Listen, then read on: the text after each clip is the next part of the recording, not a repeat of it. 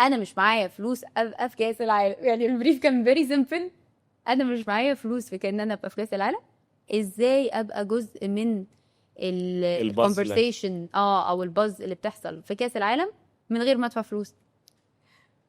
ما قلتش بقى حاجه، ما اقدرش بقى في وسط ده اللي هو ينعي والده ويصلح ساعات. يعني ما ينفعش ان انا اقوم قايله له وان الكاتشب احلى طعم في العالم وانه بينفع يعني ما فيش بقى الليسته، ما بتتقالش عن كده يا جماعه. انا دي المشكله الحقيقيه اللي عندي، وفيري اوبنلي. فرجعوا بفكره رائعه، قال لك احنا هنجيب بني ادم اسمه هاينز. احنا اللي عملنا ريسيرش ولقينا في بني ادمين كتير قوي اسمها الحقيقي هاينز، فاحنا هنجيب واحد اسمه هاينز ونوديه كاس العالم. فضلنا في الحته دي شويه مش عارفين طب وبعدين، يعني ماشي راح وبعدين. وبعدين.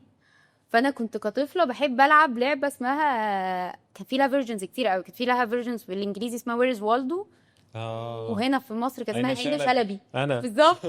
كنت لابس ازرق، كنت اطلعها كده عملت اي حته.